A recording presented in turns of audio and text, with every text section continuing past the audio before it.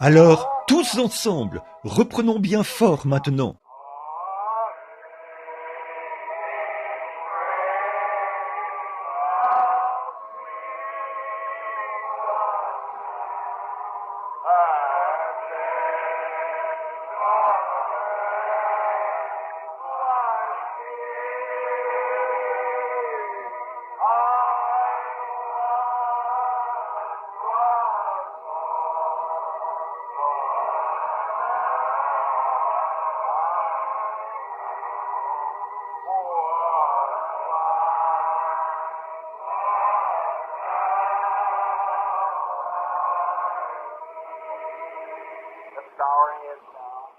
Courbons la tête maintenant.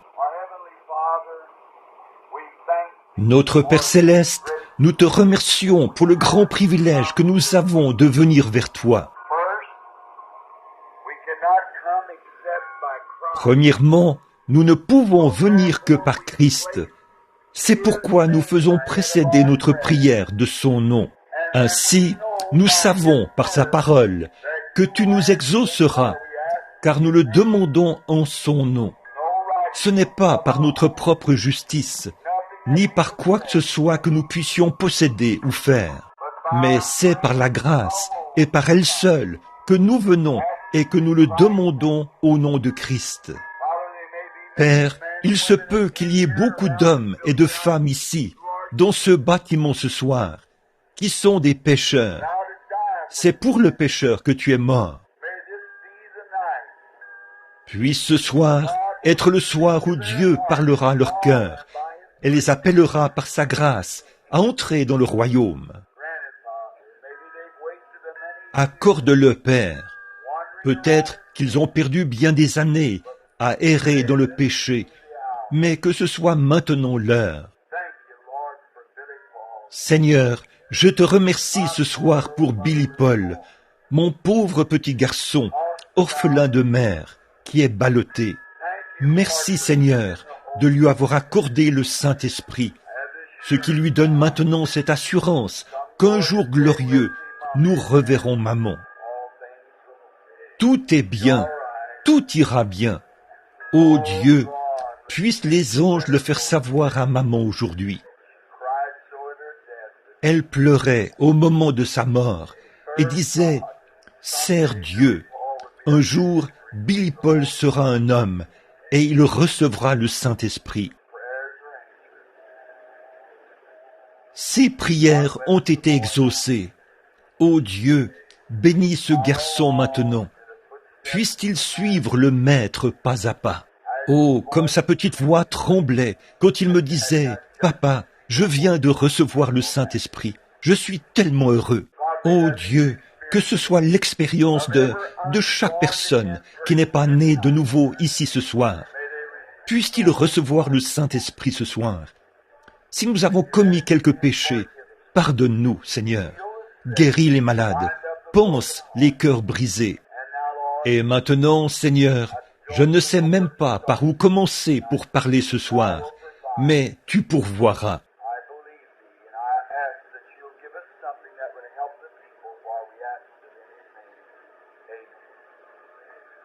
Je crois en toi, et je te prie de nous donner quelque chose qui aidera les gens, car nous le demandons en son nom. Amen.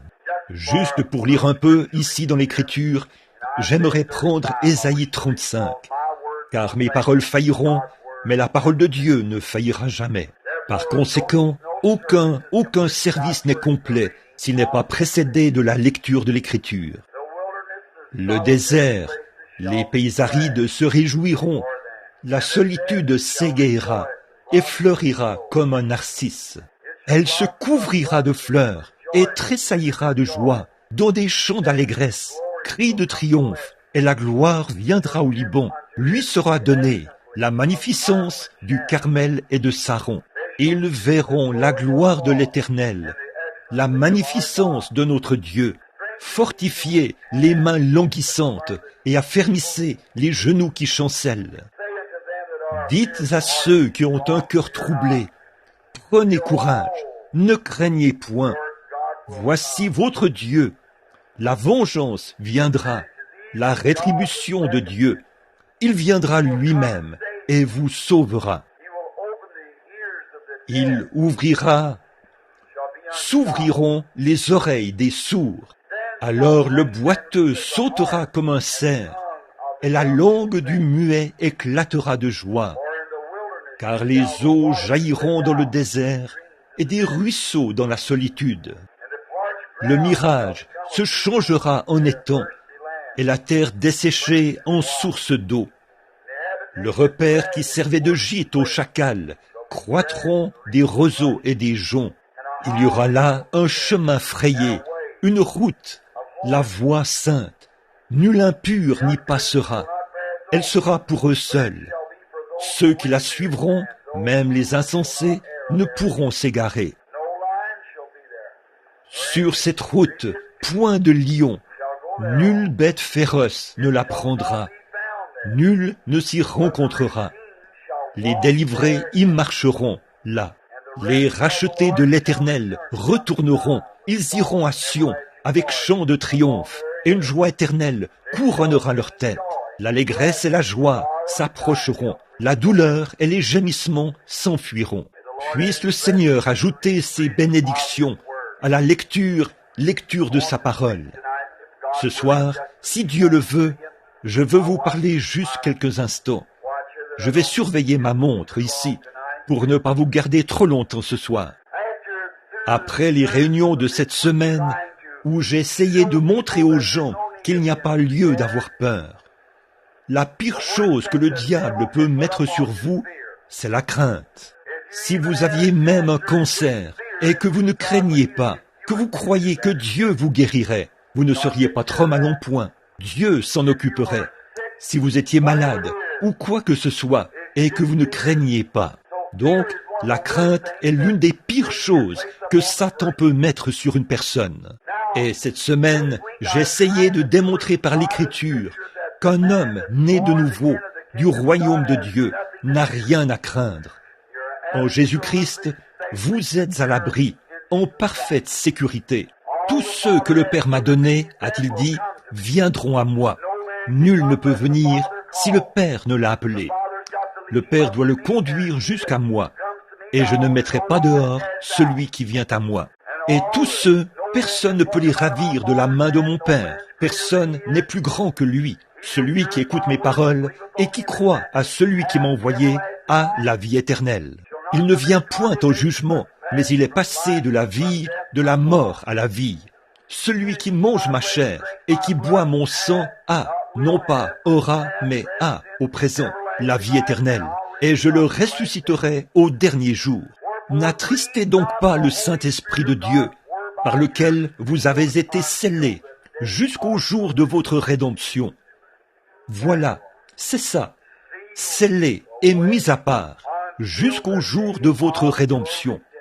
Non pas d'un réveil à l'autre, mais jusqu'au jour de votre rédemption.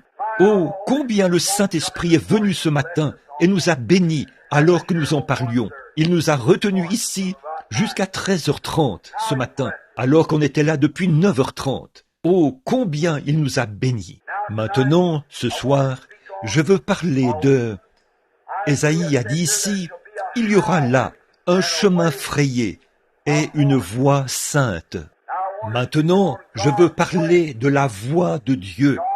La voie de Dieu qui a été préparée pour nous.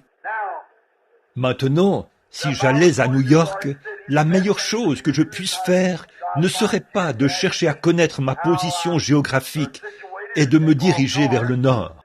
Mais la meilleure manière de faire serait de me procurer une carte et de suivre la carte, pas vrai? Le chemin frayé, sinon j'aurais des ennuis. Il n'y a pas de raccourci dans le royaume de Dieu. Vous savez, si nous essayons de prendre un raccourci, nous finirons par nous retrouver quelque part dans un étang et nous nous enliserons. Et c'est ce que nous faisons quand nous quittons l'ancienne grande route de Dieu. Dieu a frayé un sentier, une voie. Quand les enfants d'Israël sont sortis du pays d'Égypte, ils ont suivi le sentier de Dieu. Ils menaient jusqu'à la mer Rouge. C'est étrange que le sentier de Dieu mène dans cette direction-là, mais son sentier passait à travers la mer. Alors, quand le moment de la confrontation est venu, et qu'Israël s'est trouvé là, devant la mer. Le sentier de Dieu passait à travers la mer. Alors Dieu a baissé les regards à travers la colonne de feu, et la mer a pris peur. Elle s'est retirée, et Israël a traversé à pied sec. Le sentier de Dieu passait à travers cela. Puis Dieu les a conduits directement au désert, à la source de Mara, l'eau amère. N'est-il pas étrange que Dieu mène ses enfants aux eaux amères? Mais ils avançaient tous sur la route. Mais puisqu'il était là, le remède contre les eaux amères se trouvait sur la rive. Moïse a coupé un arbre, l'a jeté dans l'eau et elle est redevenue douce. Certains passent par les eaux, certains passent par les flots, certains passent par de dures épreuves, mais tous passent par le sang. C'est comme ça que Dieu conduit ses enfants, le sentier de Dieu, la voie pourvue par Dieu. Si les enfants d'Israël avaient un tant soit peu cherché à dévier et à contourner par ce chemin-ci, ils auraient eu des ennuis. Il leur fallait suivre la nuée de feu, la colonne de feu qui les conduisait. C'est cela qu'ils suivaient. Et si l'Église ce soir ne suit que la colonne de feu, le Saint-Esprit, vous arriverez à Canaan, c'est sûr et certain. Dieu a une voie, c'est une voie à laquelle il a pourvu. Il y a deux voies qu'un homme peut suivre. Il peut suivre sa propre voie ou suivre la voie de Dieu. C'est soit la bonne voie, soit la mauvaise voie. Et votre voie, c'est toujours la mauvaise voie. La voie de Dieu, c'est la bonne voie. Et vous ne pouvez pas suivre votre propre voie et la voie de Dieu en même temps. Alors, vous devez abandonner votre propre voie pour que Dieu puisse régner sur vous. C'est vrai, Dieu pourvoit d'une voie. L'homme a toujours voulu tracer sa propre voie. Dans le jardin d'Éden, Dieu a conçu l'homme de sorte qu'il n'ait absolument besoin de rien. Dieu a fait de lui un être parfait. Mais l'homme a voulu suivre sa propre voie. Il a voulu y mettre du sien. Il a voulu faire des découvertes. Ainsi donc, aussitôt qu'il est tombé, nous avons vu cela cette semaine, alors que nous étudions les Écritures. Il s'est fabriqué une religion. Il n'a pas attendu que Dieu lui en donne une. Il en a fabriqué une lui-même. Mais il a vu que sa religion, sa couverture, ne faisait pas l'affaire. C'est ainsi qu'a toujours été l'homme. Il veut suivre sa propre voie. Mais Dieu avait un moyen. Alors l'homme a cousu des feuilles de figuier dont il s'est couvert, lui et sa femme. Mais quand il s'est retrouvé devant Dieu, il a vu que ça ne ferait pas l'affaire. Et je vous le dis, mes amis, il y a eu beaucoup d'hommes, et il y en a encore ce soir, qui, une fois au bout du chemin, découvriront que cette petite religion superficielle à laquelle vous vous accrochez ne fera pas l'affaire. À moins d'être né de nouveau, rien d'autre ne fera l'affaire. Jésus a dit, si un homme ne naît d'eau et d'esprit, il n'entrera point dans le royaume, aucunement, peu importe s'il est méthodiste, baptiste, presbytérien, peu importe qui il n'y entrera pas, tant qu'il ne sera pas né d'eau et d'esprit. Être né signifie qu'il a été changé. Pour qu'il naisse, il lui faut mourir, premièrement. Donc, vous devez mourir à vous-même et naître de nouveau en Jésus-Christ. C'est vrai. Maintenant, je veux vous faire remarquer qu'il s'est retrouvé en train de chercher à se frayer son propre chemin. Nous avons vu ce matin comment Caïn a essayé de se frayer un chemin. Il a apporté des pommes, des poires, des pêches et des citrouilles, ou peu importe ce que c'était. Il les a déposées sur l'autel et a dit, « Voilà, Seigneur, j'ai bâti un autel, j'ai bâti une église, je suis un bon membre d'église. Voyez, je vais à l'église tous les jours, je suis venu ici et j'ai bâti l'autel, j'y ai déposé le sacrifice. Maintenant, je vais m'agenouiller et prier. Et maintenant, Seigneur, je veux que tu m'acceptes. » Mais Dieu l'a rejeté. Et ce même vieil esprit religieux vit dans l'Église aujourd'hui. C'est exactement la même chose. Il est religieux au possible, et il ne connaît pas plus Dieu qu'un Hottentot ne peut connaître une nuit égyptienne. Vous savez que c'est la vérité. Les esprits religieux, n'allez pas croire que Staline est l'Antichrist. La Bible dit, les deux esprits seraient tellement proches, au point de séduire, s'il était possible, même les élus. Nous voyons que Judas Iscariote est venu là, puis il est allé prêcher l'évangile et s'est réjoui. Il est revenu en hurlant et en poussant des cris, et il passait du bon temps avec les autres disciples. Matthieu, chapitre 10. Mais il a continué d'aller avec les disciples. Pourtant, il était le diable incarné, mais il continuait d'aller avec eux. Et Jésus était Dieu incarné. le Caïn et l'Abel du Jardin d'Éden. Mais quand est venu le moment pour lui d'aller à la Pentecôte pour recevoir la bénédiction, il s'est montré sous son vrai jour.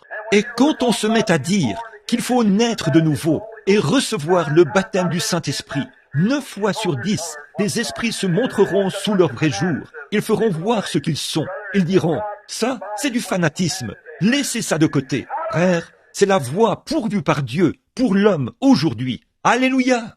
Regardez, Dieu a toujours pourvu d'un moyen. Dieu est dans l'obligation de pourvoir d'un moyen. Dieu pourvoit d'un moyen pour la nature. Pourquoi ces grandes inondations partout dans le pays? On a abattu tous les arbres et tout, ce qui a laissé libre cours à la circulation de l'eau. Vous construisez des barrages, là, quelque part, et vous fermez le lit de la rivière. Voilà que l'eau se trouve un autre chemin. Vous interférez avec la nature.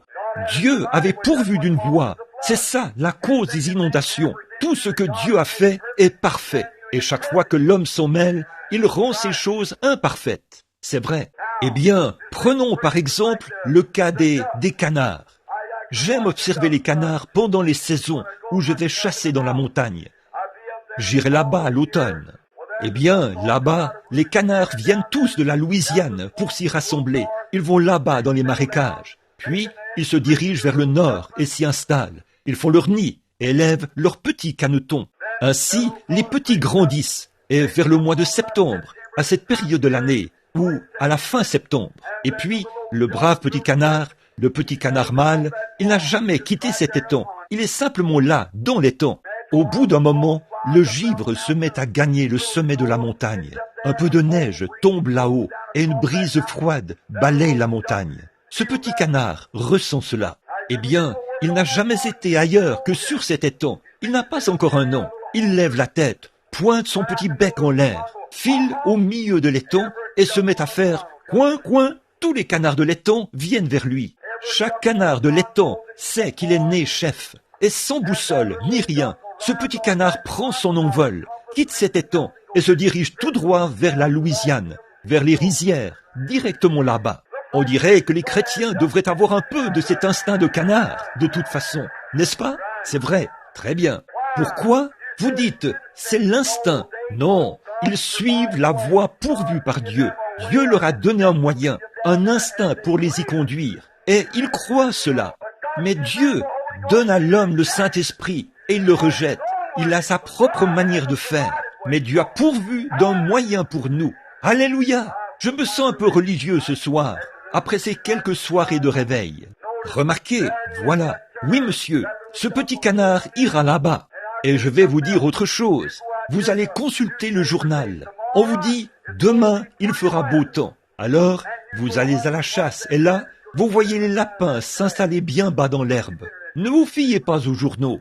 Observez cette vieille truie prendre du foin du versant nord de la colline pour l'apporter là-bas, sur le versant sud de la colline, et se faire un lit sur le versant sud de la colline. Elle en sait beaucoup plus que tous les commentateurs de journaux du monde. C'est vrai. Elle a un instinct. Elle se déplace vers le côté sud pour se mettre à l'abri de ce vent froid du nord qui arrive. Oh là là! Si un porc a assez de bon sens pour se protéger de la brise, qu'en est-il de vous qui avez le Saint-Esprit? Alléluia! C'est ça votre instinct. Oui, monsieur. Dieu leur a donné un instinct. C'est la voie pourvue par Dieu pour eux. Ils vivent selon la voie pourvue par Dieu. Prenez une fleur qui meurt et qui disparaît dans le sol. Ce n'est pas sa fin. Elle reviendra à la vie. Dieu a pourvu d'un moyen pour elle, et elle y croit. Dieu a toujours pourvu d'un moyen. Parfois, le chemin ne passe pas par des choses agréables. Parfois, il passe par des difficultés. Mais c'est la voie pourvue par Dieu. C'est Dieu qui le fait. De toute façon, une fois, il a placé un homme sur la voie pourvue par Dieu. Cet homme a été obligé de passer par la fosse au lion. Mais il suivait la voie pourvue par Dieu. Et Dieu l'en a fait sortir. Alléluia! Je vois d'ici des enfants hébreux assis là-bas à Babylone un matin. Ils avaient refusé de se prosterner devant une idole. C'est vrai, ils avaient dit, nous ne le ferons pas. Jouez de la musique autant que vous voulez et sonnez vos cornets et vos trompettes. Mais nous ne nous prosternerons pas devant votre idole. Alléluia! Donne-nous plus de Shadrach, de Meshach et d'Abednego. oui monsieur, qui ne se prosterneront pas devant vos choses du monde. Nous n'avons pas à nous plier devant ça.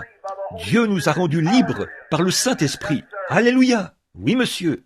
Eh bien, je vois là-bas, un matin, braquons nos caméras là-bas un instant. Observons pour voir. D'ici, je vois ces garçons là-bas, un matin. On avait dit, eh bien, écoutez, le roi a dit, toute personne qui ne se prosternera pas, nous la jetterons dans la fournaise ardente. Et un soir, ils sont allés prier jusqu'à exaucement. Le lendemain, quand le signal était donné pour qu'ils se prosternent devant la statue, eh bien, ils ont tourné le dos à cela. Il est donc venu et leur a demandé, « Messieurs, avez-vous fait cela ?» « Oui. » « Eh bien, nous allons chauffer la fournaise 7 fois plus qu'elle ne l'a jamais été. » Alors, n'est-ce pas étrange? Il y avait là une passerelle qui menait à l'entrée de la fournaise.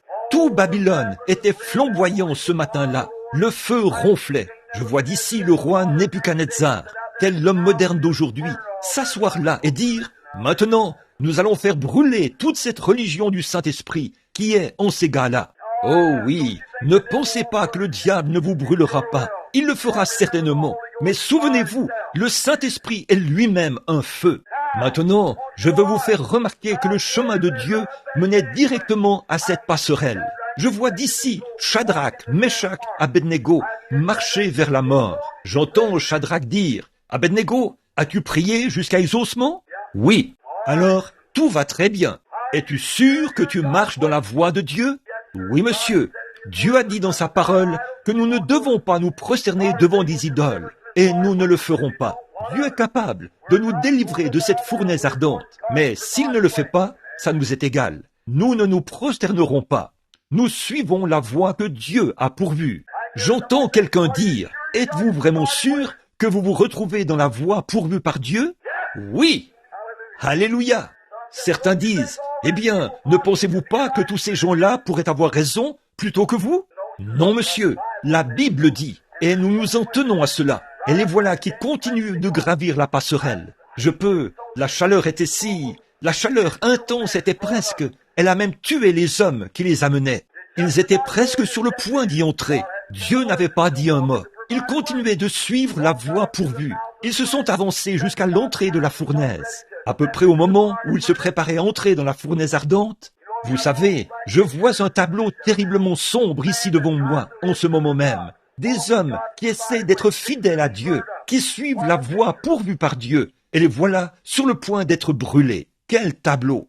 Remarquez, chaque fois qu'il se passe quelque chose ici en bas, il se passe quelque chose là-haut, au même moment. Regardons un peu là-haut pour voir ce qui se passe. Je le vois là, debout, vêtu de ses vêtements princiers. Alléluia! Je vois venir premièrement de sa droite un grand et puissant ange du nom de Michel. Il y en a un là-haut, le saviez-vous? Je peux l'entendre arriver en courant à côté de lui et dire « Maître !» Je le vois tirer son épée de son fourreau comme ceci et dire « As-tu jeté un coup d'œil là-bas, à Babylone, ce matin ?» Il y a des hommes qui suivent la voie pourvue par Dieu. Il y a des hommes qui sont prêts à sceller leur témoignage ce matin. Nos frères sont sur le point d'être brûlés. Je peux l'entendre dire « Permets-moi d'aller là-bas. Je vais changer le tableau. » Je crois qu'il aurait pu le faire. Je le crois. Je peux l'entendre dire « Non, je ne peux pas te laisser y aller. Gabriel, tu as toujours été ou plutôt Michel, tu as toujours été un très bon ange. Va et remets ton épée dans le fourreau. Mets-toi là, au garde à vous. Voici venir un autre ange du nom d'Absinthe. C'est lui qui rend les eaux amères. Le voici qui s'avance et dit « Maître, regarde là, en bas. Toutes les eaux sont sous mon contrôle. Tu m'en as remis le contrôle lors de la destruction antédiluvienne. Et j'ai inondé le monde entier, tout le monde, sauf Noé et les siens. Alors a-t-il dit, permets-moi d'aller là-bas, et je vais inonder Babylone, de sorte qu'elle soit rayée de la carte. Je peux l'entendre dire, Absinthe, tu en es capable, c'est vrai, mais je ne peux pas te permettre d'y aller. C'est un travail qui n'est réservé qu'à un homme. Oh, je le vois qui se lève, comme ça. Les voilà, sur le point de faire le dernier pas. Je le vois qui tend la main, là, et dit un gros orage, suspendu quelque part là-bas. Viens ici! Oh là là! Et il lui a obéi. Je le vois, je l'entends dire, vent d'Orient, du Nord, d'Occident et du Sud. Venez ici transporter cet orage. Je vais vous chevaucher comme des chevaux. Je vais m'asseoir sur cet orage ce matin, comme sur un char. je descends moi-même à Babylone. Alléluia! Je le vois qui tend la main, saisit un éclair en zigzag et le fait zigzaguer d'un bout à l'autre du ciel, comme ça, alors qu'ils font leur dernier pas sur la voie pourvue par Dieu. Et à peu près au moment où ils atterrissent là-dedans, Dieu passe par la mer de la vie, ramasse un rameau. Et voilà qu'il se trouve là, à l'intérieur, en train de les éventer. Alléluia! Il est toujours là quand l'homme suit la voie pourvue par Dieu. Oui, monsieur. Une fois, il y avait un vieux prédicateur charlatan, un vieux prédicateur de la sainteté là-bas, il y a longtemps, du nom de Noé. Il disait, vous savez, il pleuvra, un orage viendra. J'entends d'ici les gens aller partout et dire, dites donc, avez-vous entendu ce vieil exalté là-haut? Il a dit, il pleuvra. Eh bien, il n'a jamais plu sur la terre. Et il pleuvra? Comment? D'où viendrait cette eau? Eh bien, allons examiner cela par la science pour voir s'il y a de l'eau là-haut. Eh bien, non, il n'y a pas d'eau là-haut. Qu'est-ce qui ne va pas? Ce vieux prédicateur n'a plus toute sa tête. Mais Dieu avait dit que cela arriverait. Dieu avait dit, Noé, prépare une arche pour le salut de ta maisonnée, pour le salut des tiens. Et Noé avait eu assez de bon sens pour le faire. C'est tout. Il était allé préparer l'arche. J'entends d'ici quelques-uns là, à cet endroit, qui parlaient un jour, là-bas dans la zone commerciale.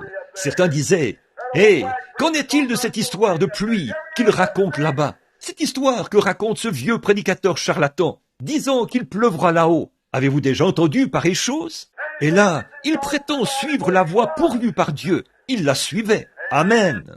Tout à coup, le tonnerre s'est mis à gronder et les éclairs à briller. Je vois la vieille grosse maman chameau là-bas, qui lève les yeux et dit, « Papa chameau, as-tu entendu cela? C'est le tonnerre. C'est ce que Noé avait dit. Allons dans l'arche. » Et les voilà qui descendent la colline. Et voilà papa cheval et maman cheval. Et tous les autres couples qui entrent dans l'arche, les uns à la suite des autres. Dieu a fermé la porte et a envoyé la pluie. Noé suivait la voie pourvue par Dieu.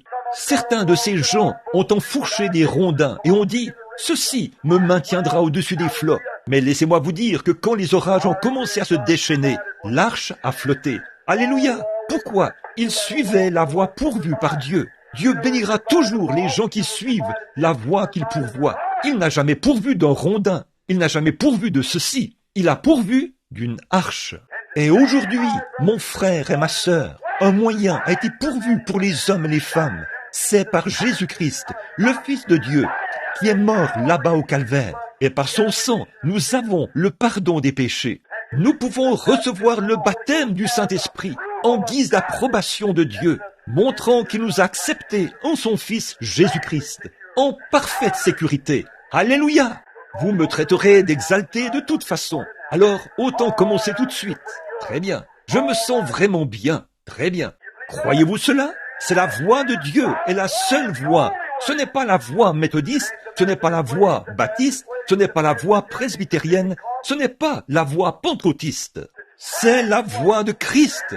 Christ est la voix que Dieu a pourvue.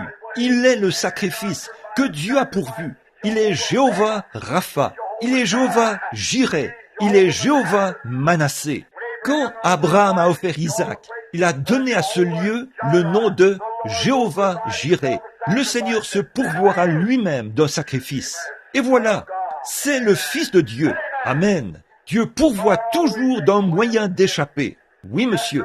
Une fois, il y avait là-bas un vieux prédicateur du nom d'Élisée qui prêchait. Il était monté là-haut et après avoir parcouru le pays du regard, il a dit « Je vous le dis, je n'ai jamais rien vu de si horrible. » Le vieux roi du pays était allé épouser une petite Jézabel toute maquillée. Elle avait suffisamment de maquillage sur le visage pour... C'est la seule femme de la Bible qui se soit maquillée. Et vous savez ce que Dieu a fait d'elle?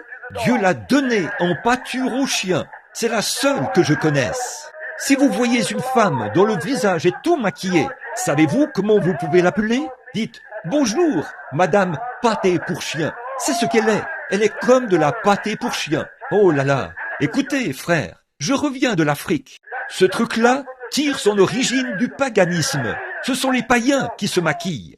Oh, frère, quand un homme ou une femme se met en règle avec Dieu, on n'a pas besoin de leur dire ces choses. Ils ont d'eux-mêmes honte. Alléluia! C'est vrai. Mes amis, avant longtemps, elle avait amené toutes les Israélites à faire pareil. Élie a dit, Seigneur, ferme les cieux. Fais quelque chose à ce sujet.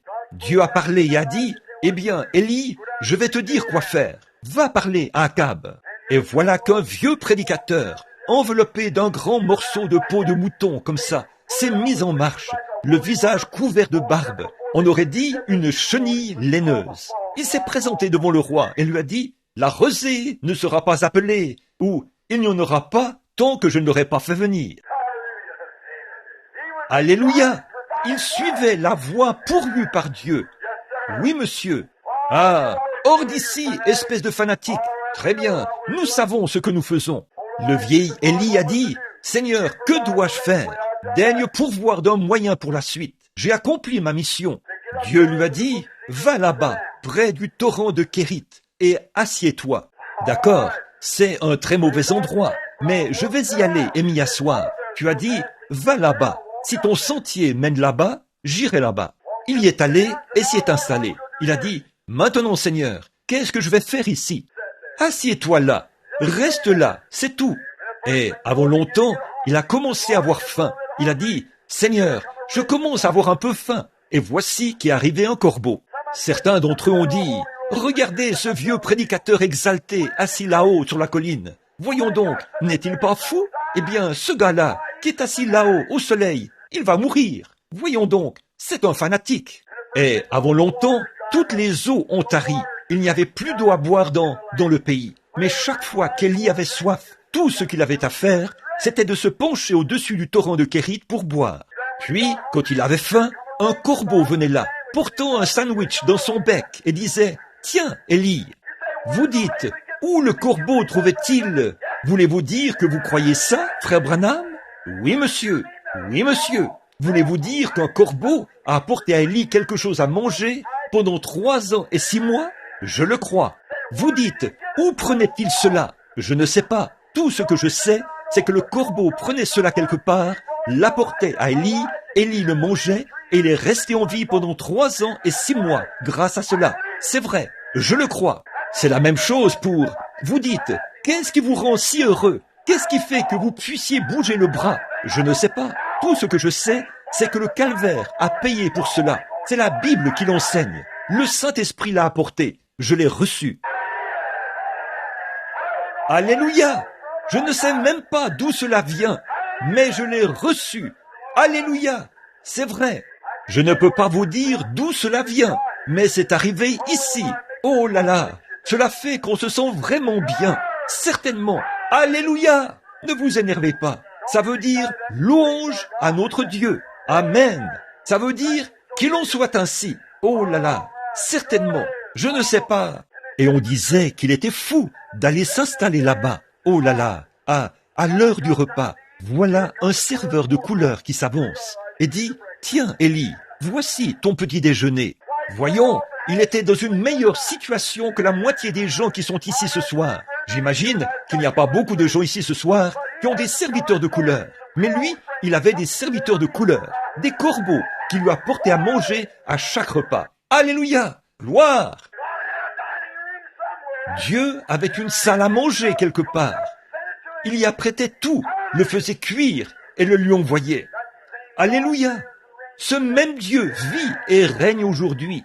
Il est resté dans la voie qu'il avait pourvue. Dieu lui avait dit, va là-bas et assieds-toi. Alors il l'a fait. C'est tout ce qu'il savait faire. Qu'en pensez-vous? Croyez-vous que c'est vrai? Ça l'est. Amen. Oui, monsieur. Un jour, une petite fille descendait la rue et elle a dit, finalement quelqu'un a dit, oh, alléluia, alléluia. Elle venait de recevoir le Saint-Esprit. Alors, un vieil incrédule qui était là dans les parages a dit, qu'est-ce qui vous rend si heureuse, jeune fille? Elle a dit, oh, Jésus vient de me sauver et de me remplir du Saint-Esprit. Elle a ajouté, je suis si heureuse. Il a dit, dites, qu'avez-vous dans la main? Elle a dit, ma Bible. Il a dit, croyez-vous cela? Certainement. Il a dit, croyez-vous cela entièrement? D'un bout à l'autre. Il a dit, croyez-vous cette histoire au sujet de Jonas? Oui. Il a dit, croyez-vous que cette baleine a vraiment avalé cet homme? Oui, monsieur, je le crois. Il a dit, comment pouvez-vous prouver ça autrement que par la foi? Elle a dit, eh bien, quand j'arriverai au ciel, je demanderai à frère Jonas. L'infidèle lui a répondu, il a dit, et si frère Jonas n'est pas au ciel? Elle a dit, alors c'est vous qui devrez le lui demander. Alléluia! Il ne lui restait qu'un seul lieu où aller, en enfer. Si vous rejetez la voie de Dieu, vous serez obligé d'aller en enfer. Absolument. C'est la seule autre voie. Donc, vous suivez une voie ou l'autre. Amen. Très bien. Je peux le voir là-bas, assis là-haut, et les corbeaux qui lui apportent à manger. Il est redescendu là-bas. Un jour, il a descendu la colline, et Dieu a dit, « Maintenant, le point d'eau est à sec. Je veux que tu ailles là-bas, chez une veuve. » C'était tout un endroit pour un prédicateur. Dieu lui avait dit d'y aller. C'était ça, la voie pourvue. Il s'est rendu là-bas, et elle n'était pas israélite non plus. Non, elle ne l'était pas. Et elle a marché là-bas, et il a descendu la colline. Et pendant qu'il descendait la colline, il a rencontré une brave veuve debout dans la cour, en train de rassembler ses morceaux de bois. Il a dit, « Entre et donne-moi quelque chose à manger. Apporte-moi aussi de l'eau. » Elle a dit, « L'Éternel est vivant et ton âme ne mourra jamais. J'ai tout juste assez de farine à la maison pour faire un petit gâteau pour mon fils. Je suis en train de ramasser ces 2 morceaux de bois pour cuire ce gâteau. Lui et moi le mangerons, après quoi nous mourrons. » Il a dit, « Apporte-moi d'abord un peu d'eau, puis fais cuire le gâteau et apporte-le-moi. » Alléluia. Que va-t-elle faire? Voilà la voie pourvue par Dieu. Cherchez premièrement le royaume de Dieu et toute sa justice. Vous dites, frère Bill, ma mère a quitté la maison. Mon mari ne veut plus vivre avec moi. Cherchez premièrement le royaume de Dieu et sa justice. Alléluia. Toutes ces autres choses seront données par-dessus. C'est vrai. Comment ferais-je, frère Bill? Allez-y, faites-le. Jésus a dit, suis-moi. C'est vrai. Gardez votre œil en bon état. Très bien. Elle est très vite entrée. Elle a pris ces 2 morceaux de bois et les a croisés. Vous connaissez la vieille manière indienne de croiser les morceaux de bois? C'était la croix, certainement. Et c'est au beau milieu de cette croix qu'on allumait le feu. C'est là qu'on allumait le feu, dans ce four à galettes. Elle a apporté la galette, l'a donnée au prédicateur. Il s'est tenu là et l'a mangée. Il a dit, « Maintenant, retourne en faire une pour toi et ton gars, ton fils. Car ainsi dit le Seigneur, le pain ne se videra pas. Et la cruche ne sera pas à sec, jusqu'au jour où Dieu enverra la pluie sur la terre. » Alléluia! Quoi? Parce qu'elle avait premièrement cherché le royaume de Dieu, parce qu'elle avait suivi la voie pourvue par Dieu, Dieu l'a récompensée. Croyez-vous cela? Oui, monsieur. Une fois, une femme avait perdu son frère. Il s'appelait Lazare. Oh, c'était un brave garçon. Elle avait de la peine à l'idée de ne plus le revoir. Il est mort. Elle avait envoyé chercher son pasteur, ou l'évangéliste, c'est-à-dire Jésus. Elle était sortie d'une église, et elle avait renoncé à tout ce qu'ils avaient. Elle avait envoyé chercher Jésus pour qu'il vienne et prie, mais il avait tout bonnement poursuivi son chemin. Elle l'avait de nouveau envoyé chercher. Il avait tout bonnement poursuivi son chemin. Il a dit, « Je ne fais rien que le Père ne m'ait montré. » Le Père lui avait déjà montré que Lazare allait mourir. Il est venu au bout d'un moment, après environ 3 ou 4 jours. Il a dit, « Lazare est mort. Et à cause de vous, je me réjouis de ce que je n'étais pas là, mais je vais le réveiller. » Ainsi donc, ayant appris que Jésus venait, elle est allée à sa rencontre. C'était la voie pourvue par Dieu, aller à la rencontre de Jésus. C'est vrai, ça l'est toujours.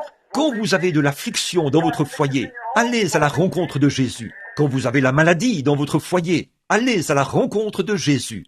Vous avez des chagrins dans votre foyer, allez à la rencontre de Jésus. Alléluia! Si vous avez besoin de quoi que ce soit, allez à la rencontre de Jésus. Allez à sa rencontre. Il a tous les remèdes. Il a tout. Il n'a pas le remède, il a la solution. Amen. Alors, elle est allée à sa rencontre et elle est tombée à ses pieds. Une fois, elle avait lu une histoire au sujet d'une femme. Il y a longtemps dans la Bible, c'était une Sunamite. Elle se souciait beaucoup d'un prédicateur du nom d'Élisée. Alors, elle avait aménagé une petite chambre là, sur le côté de sa maison. Il y avait mis un lit, un chandelier, un siège et tout. Élisée était arrivé là et il avait vu toute cette bonté qu'elle avait eue pour le prédicateur. Elle lui avait payé la dîme et tout, vous savez. Alors, il a dit, va lui demander, va voir ce que nous pouvons faire pour elle, s'il me faut parler au roi ou au chef de l'armée. Elle a dit, j'habite au milieu de mon peuple et tout va bien. Il a dit, très bien, va lui demander ce que je peux faire. Géhazi a dit, elle est stérile, elle n'a pas d'enfant. Il a dit, va lui dire, ainsi dit le Seigneur, vers cette époque de l'année, à la période de la vie, elle aura un fils. Et elle l'a eu. L'enfant a grandi jusqu'à l'âge de 11 ou 12 ans. Un jour, vers midi, il était dans les champs avec son papa. Je crois qu'il a eu un coup de soleil. Il s'est mis à crier « Ma tête, ma tête !» Il a envoyé l'un des serviteurs avec l'enfant, le petit garçon. On l'a installé sur les genoux de sa mère. À midi, il est mort. Quel endroit approprié! Elle l'a porté et l'a couché sur le lit du prédicateur, là où le prophète s'était couché. Un bon endroit où aller. Elle l'a couché sur le lit du prédicateur. Elle a dit « Selle-moi un mulet maintenant. Avance et ne t'arrête pas en route sans que je te le dise. » J'aime ça. Avancez et ne vous arrêtez pas. Continuez simplement à avancer. C'est vrai. Le problème, c'est que nous nous arrêtons pour parler à trop de gens. Nous nous arrêtons trop pour fêter ensemble, en société. Nous avons trop de telle et telle chose. On organise une soirée de couture, vous savez. On fait de la couture et on parle de mademoiselle Untel. Vous savez comment ça se passe. Toutes ces choses se retrouvent dans l'église, alors que vous devriez vous débarrasser de toutes ces distractions et avoir un réveil à l'ancienne mode. Envoyé par Dieu, priez jusqu'à exaucement, jusqu'à revenir d'aplomb, jusqu'à ce que le ciel descende et que le Saint-Esprit vienne comme un vent impétueux et remplisse le lieu et les gens. Amen. Voilà ce qu'il nous faut. Elle a dit, ne t'arrête pas. Et son mari a dit, cet homme n'est pas au Carmel. Il a dit, ce n'est ni nouvelle lune, ni sabbat. Elle a dit, ça va aller. Elle voulait aller voir le prophète. Alors, elle a poursuivi son chemin.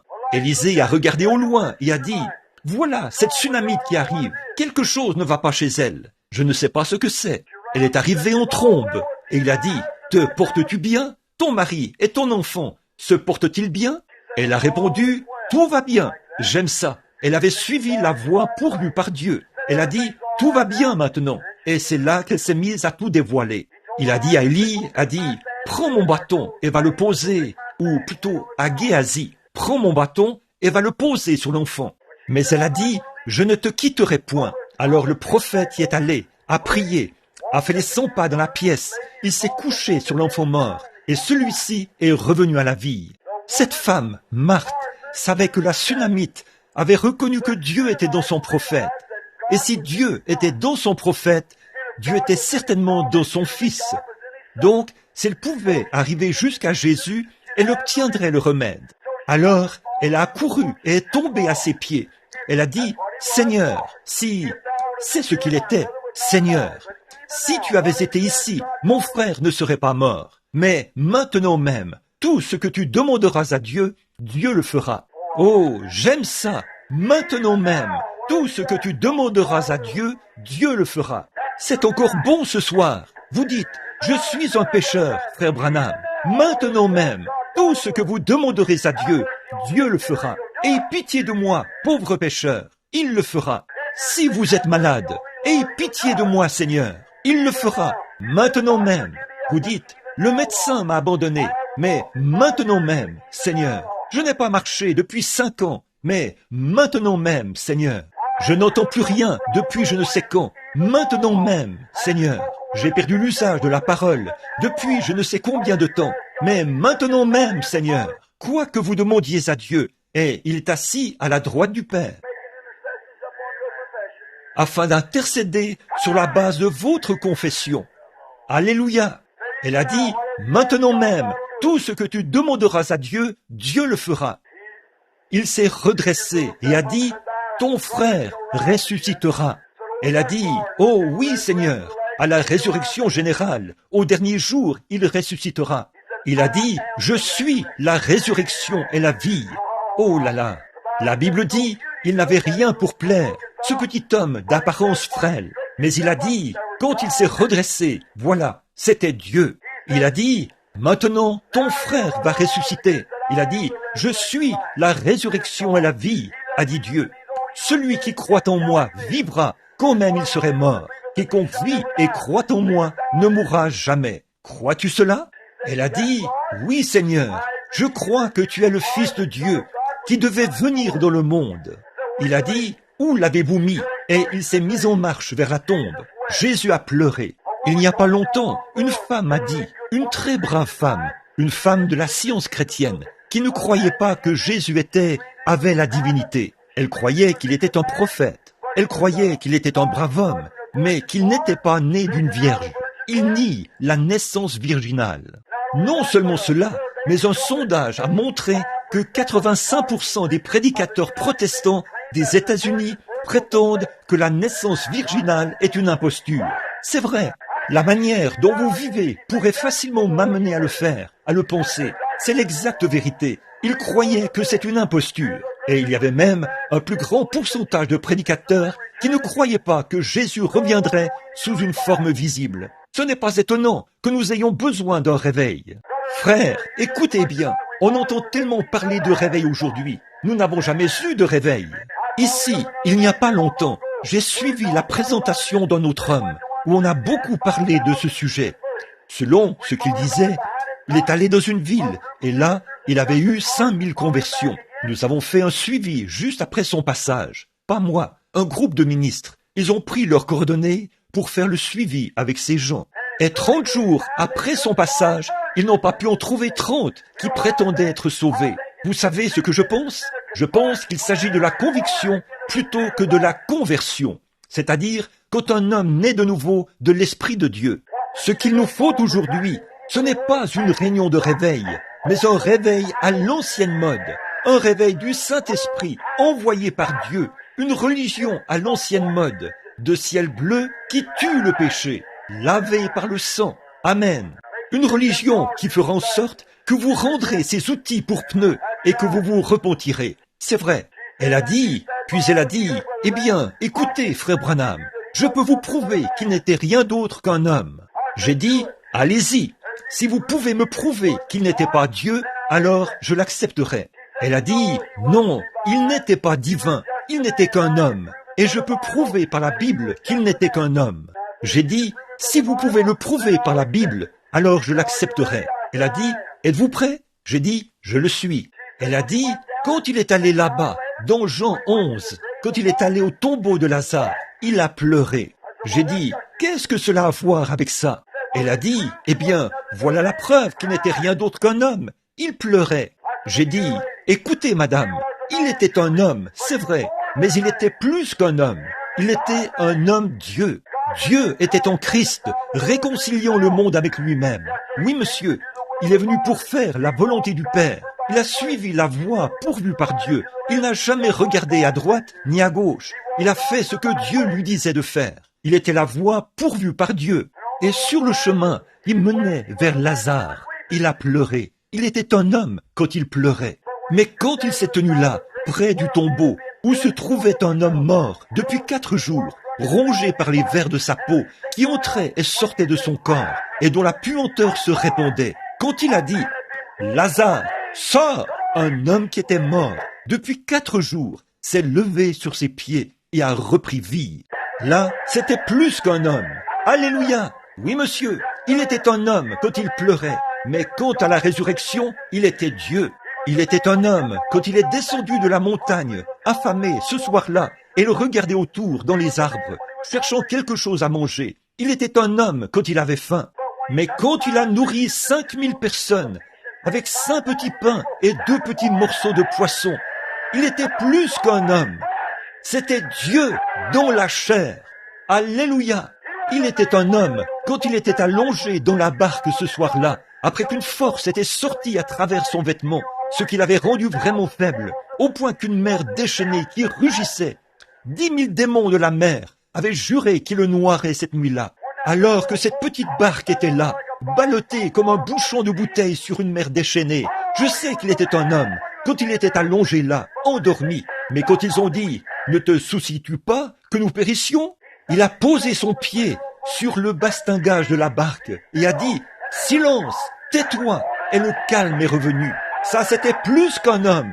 Alléluia, c'était mon Dieu. Alléluia, c'est vrai, il l'était. Oui, en effet, il était un homme quand il était suspendu au calvaire, quand ils lui ont rendu le plus grand hommage qu'ils aient jamais rendu, quand ils ont dit « Il a sauvé les autres, il ne peut pas se sauver lui-même ». Quel merveilleux hommage ou quel compliment ils lui ont fait. s'il avait sauvé ses autres, lui-même, il n'aurait pas pu sauver les autres. Alors, il lui fallait se donner lui-même afin de sauver les autres. C'était un homme, quand il a imploré la miséricorde, quand il a dit « Mon Dieu, pourquoi m'as-tu abandonné ?» Il est mort comme un homme. Oui, mais quand il est ressuscité le matin de Pâques, il a prouvé qu'il était Dieu. Ce n'est pas étonnant que le prophète ait dit « En vivant, il m'a aimé. En mourant, il m'a sauvé. Enseveli, il a emporté mes péchés au loin. En ressuscitant, il a justifié gratuitement pour toujours. Un jour, il reviendra. Ô jour glorieux! Alléluia! Je l'aime. Pas vous? Suivez la voie pourvue par Dieu. Je peux voir des mages qui, une fois, se rendaient à sa naissance pour l'adorer. Je peux les voir tous se préparer. Les voilà qui chargent leurs chameaux.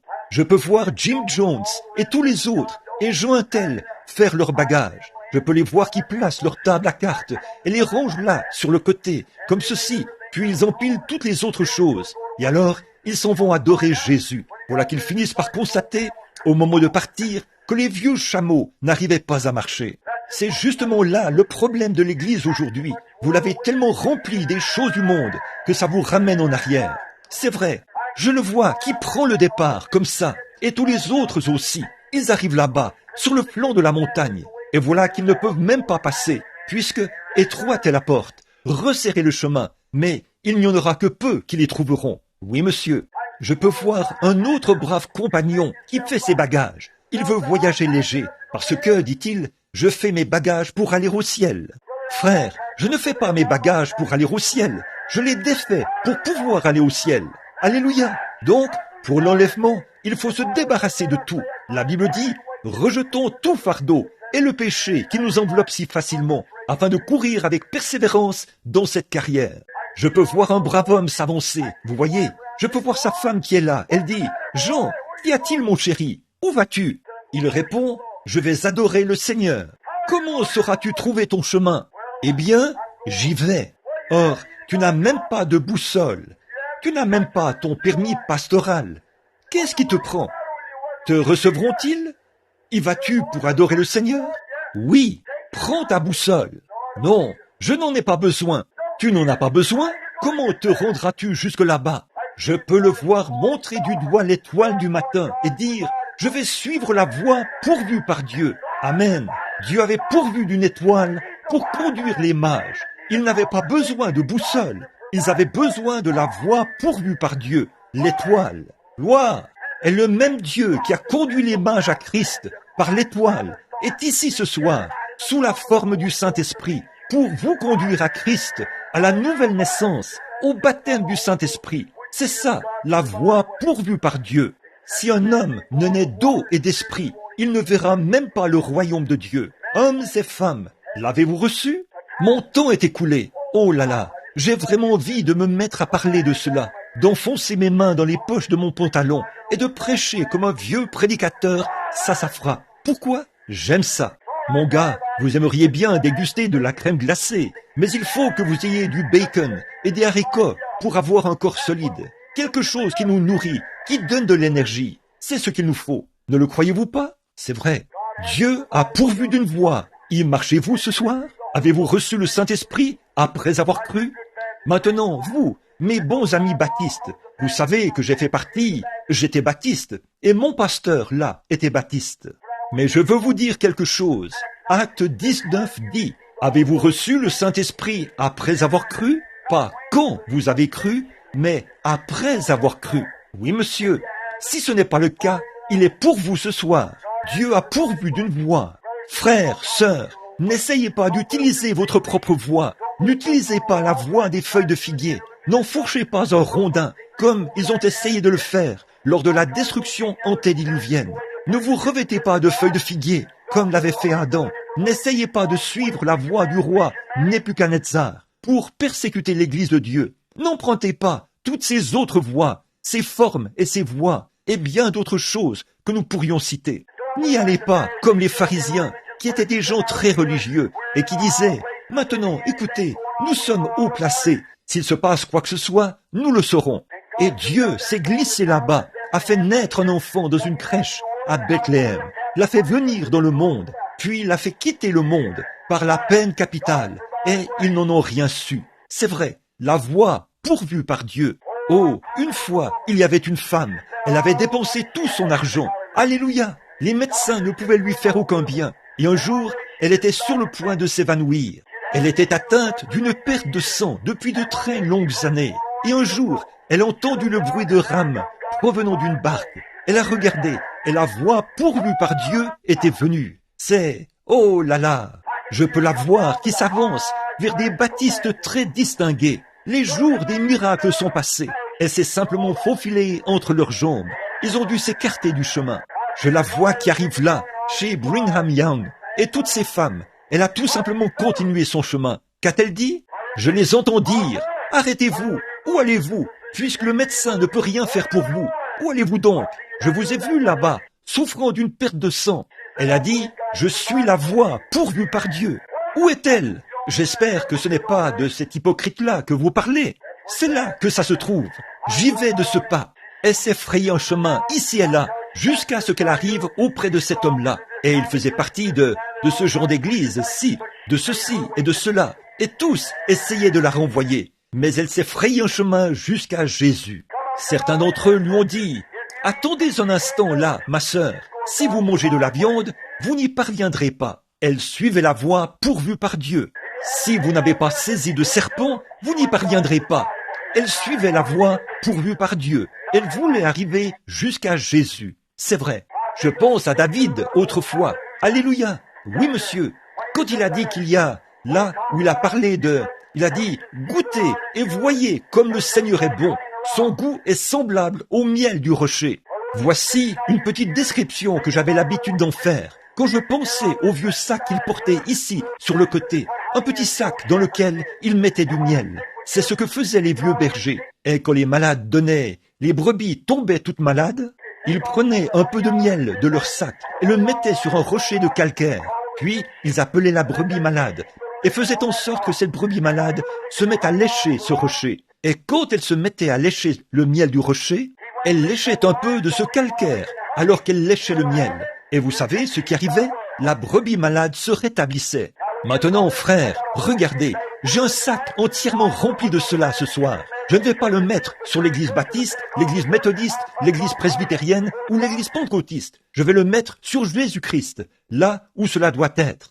Et vous, les brebis malades, allez-y, léchez, et vous serez certain d'en retirer quelque chose.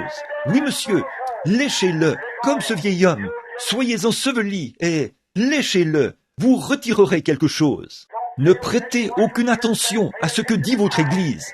Prêtez attention à Christ.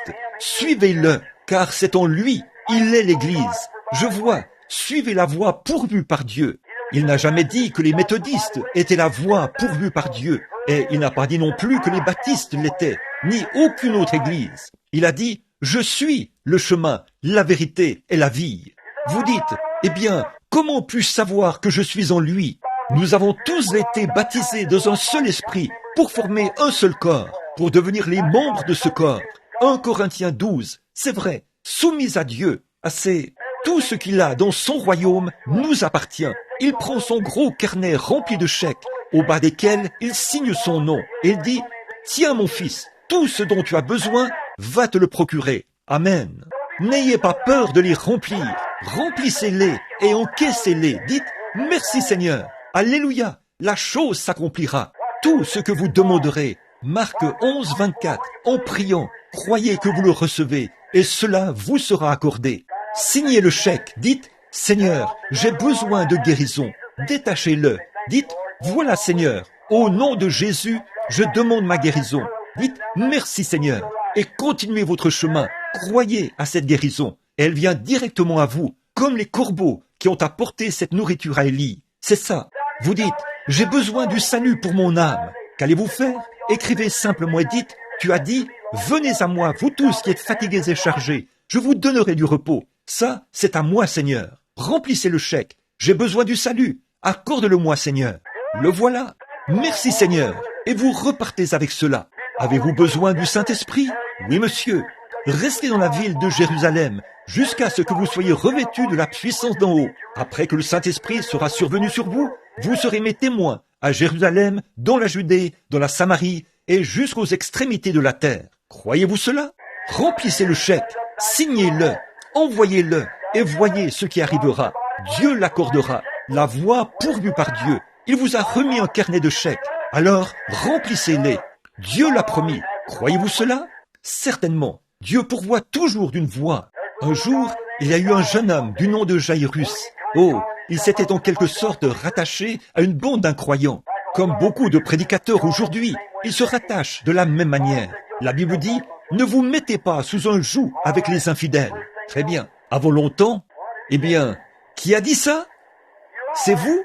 Or, la Bible dit, voici les signes qui accompagneront ceux qui auront cru. En mon nom, ils chasseront les démons, ils parleront de nouvelles langues, ils saisiront des serpents, ils boiront des breuvages mortels, ils imposeront les mains aux malades, et les malades seront guéris. Si vous prêchiez cela dans la moitié des églises aujourd'hui, on vous mettrait à la porte. C'est vrai, ils ne connaissent pas la voie pourvue par Dieu, mais c'est ce qu'il a dit, c'est ce que Jésus a dit. Croyez-vous cela? Oui, monsieur. Ainsi donc, s'il l'a dit, amen. Je crois cela. Je pense que c'est la vérité. Et je suis sa voix, ce qu'il a dit de faire. Et il confirme cela par des miracles et des prodiges qui m'accompagnent. C'est vrai. Alors, faites la même chose. Suivez la voie. C'est pour celui qui veut qu'il vienne. Venez. Dieu vous a appelé. Il faut que vous veniez. Alors venez sans tarder. N'attendez plus. Acceptez cela ce soir. Je vois là ce brave homme. Il s'est joint à eux. Il aimait Jésus, mais il était un peu comme... Il ne voulait pas perdre son prestige, vous savez, les bénédictions. Alors, ils sont sortis. C'est ce qu'ils ont fait. Alors, le Seigneur a dit, maintenant, regardez ce brave homme là-bas. Je l'ai prédestiné à la vie éternelle. Et le voilà qui fréquente cette bande d'incroyants. Je vais donc m'occuper de son cas. Il a simplement laissé sa fille tomber malade. Cet homme a dit, eh bien, je vais faire venir le docteur Untel. Le docteur Untel l'a examiné. Il a dit, Jairus, son pouls devient de plus en plus faible. Je vais te dire ce qu'il y a lieu de faire. Ce serait mieux qu'on fasse ceci ou cela. Et il lui a administré tous les médicaments et tout. La mort a continué à avoir son emprise sur elle. Alors il s'est dit, je me demande si Dieu n'a pas pourvu d'une voie. Oh là là, l'homme qu'il avait tant critiqué au sujet de la guérison divine, où il avait entendu parler de lui, et il avait dit, oui, ah oui, Jairus, ne trouves-tu pas que cet homme est un hypocrite? Non, a dit le Saint-Esprit, il n'est pas un hypocrite. Crois en lui. Oh oui, très bien. Oh, je pense qu'il l'est. Vous voyez, c'est ainsi que sont certains de ces prédicateurs frontaliers. C'est vrai, ils ont peur. Oh, que Dieu ôte de vous cet os de poulet et qu'il vous donne une colonne vertébrale. J'aime bien le témoignage de Buddy Robinson. Il a dit, Seigneur, donne-moi une colonne vertébrale de la grosseur d'une bille de bois, mais beaucoup de bruit dans le pignon de mon âme, et que je combatte le diable aussi longtemps que j'aurai encore une dent, et après que je le morde avec mes gencives jusqu'à ma mort. J'aime ça, c'est vrai. Il a dit, j'avais un vieux chien de chasse, elle est morte, âgée. Elle a attrapé les ratons laveurs jusqu'à ce qu'il ne lui reste plus une seule dent. Puis, elle attrapait ces ratons laveurs avec ses gencives et hurlait. J'aime ça, c'est vrai, alléluia. Vous dites, frère Branham, je n'ai pratiquement pas d'instruction, je ne suis pas important. Les prédicateurs me rejetteront. Revenons donc à notre histoire. Ce qui compte, ce n'est pas la taille du chien dans le combat, c'est la taille du combat dans le chien. C'est ce qu'il en est aujourd'hui. Prenez une position ferme. Je ne vous compare pas à un chien, mais prenez une position ferme. C'est comme ce qu'a dit un vieux chef un jour, alors qu'il se préparait à partir. On a dit, « Comment ça va, chef ?» Il a dit, « Je vais vous dire, mon frère. » Il a dit, « Il y a 2 chiens en moi. L'un est noir et l'autre est blanc. Le chien noir veut que je fasse le mal, et le chien blanc veut que je fasse ce qui est bien. » Il a dit, « Ils se battent et se querellent continuellement. » J'ai dit, « Chef, lequel des 2 gagne ?» Il a dit, « Ça dépend de celui que chef nourrit le plus. » Ça aussi, c'est tout à fait juste. Oui, monsieur. Très bien, frère. Je vous le dis, ce dont le monde a besoin ce soir, c'est d'une bonne vieille secousse. Jairus a dit, « Attendez un instant, là. L'état de sa fille s'est aggravé. Le seul espoir qu'il leur restait pour qu'elle reste en vie, c'était d'aller voir Jésus. Elle Ils sont allés à la recherche de Jésus. Pendant qu'il était en route, je le vois qui s'avance là-bas. Et la femme venait d'être guérie de sa perte de sang. Le voilà qui s'avance et dit, « Ma fille est alitée en ce moment. Peu m'importe ce que dit le sacrificateur, ce que qui que ce soit dit. Veux-tu venir lui imposer les mains? Je crois que tu es la voie pourvue par Dieu pour sa guérison. Veux-tu venir lui imposer les mains afin qu'elle se rétablisse? » Il a dit, « J'irai. » Le voilà qui se met en route pour y aller. Tout à coup, voici qu'un homme arrive de sa maison au pas de course et dit, « Jairus, ne fatigue pas le maître, parce qu'elle est déjà morte. » Oh, oh là là, je peux voir son petit cœur bondir en lui, comme ça. Je peux voir le beau regard tendre de Jésus se diriger vers lui et dire, « Ne t'ai-je pas dit, ne crains point, et tu verras la gloire de Dieu. » Il est la voie pourvue par Dieu. Il y avait un vieil homme qu'on appelait l'aveugle Bartimée, et un jour, il était assis à la porte, à demander l'aumône. Il commençait à faire froid, c'était vers octobre. Il a entendu du bruit dans la rue. Qu'est-ce que c'est? Eh bien, a-t-il dit, ça c'est ce Jésus de Nazareth. Il n'a jamais fait attention, il a ôté sa robe, il ne l'a pas déposée par terre et repliée, vous savez, afin de pouvoir facilement la retrouver dans son état aveugle. Il a jeté sa robe par terre. Dieu avait pourvu d'une voie, et c'est ce qu'il suivait. Il y est allé en courant. Certains disaient, « Reste assis, il n'a pas de temps à perdre avec toi. » Il a crié encore plus fort, « Jésus, fils de David, aie pitié de moi, aie pitié de moi. » Il se frayait un chemin, « Aie pitié de moi, je sais que tu es la voie pourvue par Dieu pour mes yeux. Ô Seigneur, aie pitié de moi. » C'est vrai. Un jour, j'ai lu une histoire au sujet de l'aveugle Bartimée. C'était une brève histoire. Ça disait qu'il était aveugle depuis des années.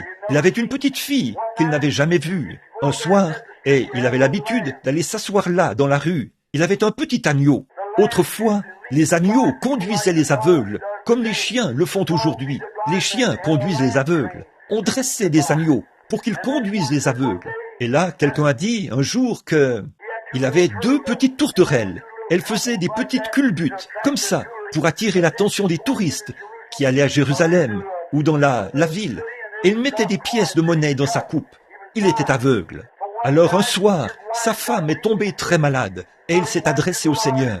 Il a dit, « Seigneur, je n'ai rien. Je suis un homme pauvre. Je suis un aveugle. Je n'ai rien à te donner. Mais je te crois, Seigneur. Si seulement tu uses de miséricorde envers moi et que tu permets que ma pauvre femme reste en vie, demain, je t'offrirai ma tourterelle en sacrifice. » Cette nuit-là, le Seigneur a guéri sa femme. Le lendemain, par l'entremise d'un sacrificateur, il a offert les 2 tourterelles en sacrifice. Alors, il ne lui restait plus que l'agneau. Peu de temps après, sa petite fille est tombée malade. Les médecins ne pouvaient rien pour elle. Il a dit, « Seigneur, il ne me reste plus qu'une chose, a-t-il dit, c'est l'agneau. Mais si tu permets que ma petite fille, que je n'ai jamais vue, si seulement tu permets qu'elle se rétablisse, alors je t'offrirai mon agneau en sacrifice. » Et le Seigneur a guéri sa petite fille. Quelques jours plus tard, il a commencé à marcher dans la rue, et cet agneau le conduisait. Et Caïphe, le souverain sacrificateur, l'a abordé et a dit, « Aveugle Bartimée, où vas-tu » Il a dit, « Ô souverain sacrificateur, je vais au temple, cet agneau qui me conduit au temple, j'y vais pour l'offrir en sacrifice. » Oh, a-t-il dit, tu ne peux pas faire ça. Bartimée lui a dit, oui. Il a dit, tiens, voici de quoi payer le prix d'un agneau, va en acheter un. Il a dit, je n'ai jamais promis un agneau à Dieu, je lui ai promis 7 agneaux-ci, 7 agneaux-ci. Il a dit, aveugle Bartimée, tu ne peux pas offrir cet agneau-là, c'est tes yeux. Sans cet agneau, tu ne peux pas voir. C'est cet agneau-là qui te conduit. C'est tes yeux, aveugle Bartimée. Tu ne peux pas offrir cet agneau. Il y est dit que le vieil homme a tremblé un peu et a dit, ô souverain sacrificateur, Dieu pourvoira d'un agneau pour les yeux de l'aveugle Bartimée. Que Dieu le bénisse. Quand il les a entendus se rapprocher, alors Dieu avait pourvu d'un agneau. Le voilà qui arrive. Il est l'agneau pourvu par Dieu ce soir. Il est l'agneau qui a été pourvu pour nos yeux, vos yeux spirituels. Il est l'agneau qui a été pourvu pour votre âme. Il est l'agneau qui a été pourvu pour vous permettre d'échapper à l'enfer. Il est l'agneau qui a été pourvu pour votre gloire au ciel. Ne voulez-vous pas l'accepter pendant que nous prions, alors que nous courbons la tête? Ô Seigneur Dieu, Créateur des cieux et de la terre, auteur de la vie éternelle, donateur de tout bon don, envoie tes bénédictions sur ces gens. Ces pauvres petits commentaires improvisés, Seigneur. Mais je sais que tu as pourvu d'une voie. Tu as dit, ce qui arriva du temps de Noé arrivera de même à la venue du Fils de l'homme. Un temps de préparation, un temps où un lieu qui devait être préparé pour ceux qui voulaient échapper à la colère. Je prie, ô Dieu, que maintenant même, que cet agneau de Dieu qui avait été pourvu pour les yeux de l'aveugle, ou pour la femme atteinte de la perte de sang et qui avait arrêté sa perte de sang, l'agneau qui avait été pourvu pour Lazare qui était mort. Ô Dieu, sois miséricordieux. Quand j'y pense, c'est ce même agneau qui a été pourvu pour mes yeux aveugles un jour. Les frères Maillot m'ont dit il y a 3 ans que je n'avais aucun espoir de retrouver la santé. Dieu a pourvu d'un agneau. Quand tu as envoyé ton ange là-bas, à Greens Mill, et que tu as dit « Va faire ceci », comment pouvais-je le faire devant un monde d'athées et d'incroyants? Mais Dieu a pourvu d'un agneau. Oh Dieu, voici ma pauvre petite église que je suis en train de regarder, Seigneur. Et je pense à des milliers de kilomètres au-delà des mers, des plaines gelées et des icebergs. Combien j'ai été assis là bien des fois, seul dans une pièce à prier. Je pense aux fois où les gens venaient ici et me serraient la main. Le sol recouvert de sciure, les fenêtres qui tremblaient quand le vent soufflait. Je pense aux jours où j'ai pris ma propre épouse chérie et que je l'ai déposée ici au pied de la croix et que j'ai prêché à ses funérailles. Je me souviens d'avoir vu mon petit bébé, Seigneur, qui repose là dans ses bras. Je me souviens du pauvre petit Billy Paul que tu as rempli du Saint-Esprit il y a quelques heures. Il était venu à sa tombe ce matin-là pour y déposer une fleur de Pâques et il s'est mis à pleurer. J'ai passé mon bras autour de ce petit garçon et j'ai dit « Dieu a pourvu d'un agneau, d'un sacrifice d'expiation. Un jour, cette petite tombe s'ouvrira, maman sortira, ta petite sœur aussi. Dieu a pourvu d'un agneau. Un de ces jours, ô Dieu, quand mon dernier sermon sera prêché, on m'étendra peut-être dans une pièce et je sentirai mon pouls monter le long de mon bras, la froideur de la mort envahir la chambre telle une marée, alors que la fenêtre sera ouverte et que les rideaux flotteront au vent. Ô Seigneur, fais venir le bateau de sauvetage. Je ferai mon dernier voyage. J'étendrai simplement le drap. Les paupières se fermeront et le drap me couvrira. Je veux marcher dans la vallée de l'ombre de la mort. Je veux arriver au Jourdain et dire « Écartez-vous de mon chemin » et m'écrier « Cède le passage, ô Jourdain, je traverse. » Seigneur, envoie-moi le bateau de sauvetage à ce moment-là. Reçois-moi. Veux-tu, Seigneur? Reçois-moi à ce moment-là. Veux-tu, Seigneur? Pas seulement moi, mais tous ceux qui sont ici veulent les recevoir à ce moment-là. Veux-tu, Seigneur? Accorde-le. Depuis lors, beaucoup d'entre nous ont traversé et sont retournés au paradis et vivront pour toujours.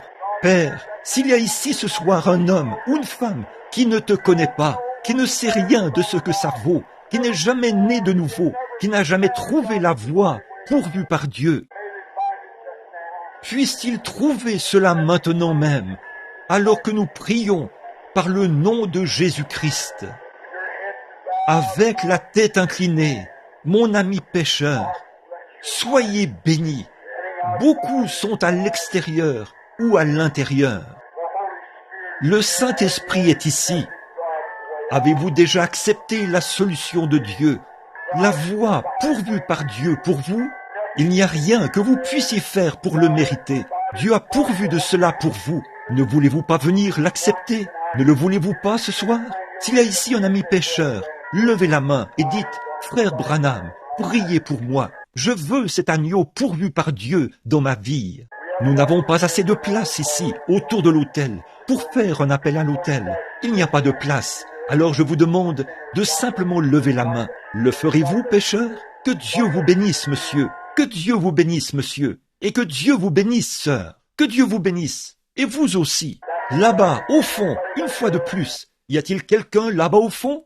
Là, à ma droite, maintenant? Que Dieu vous bénisse! Que Dieu vous bénisse! Que Dieu vous bénisse!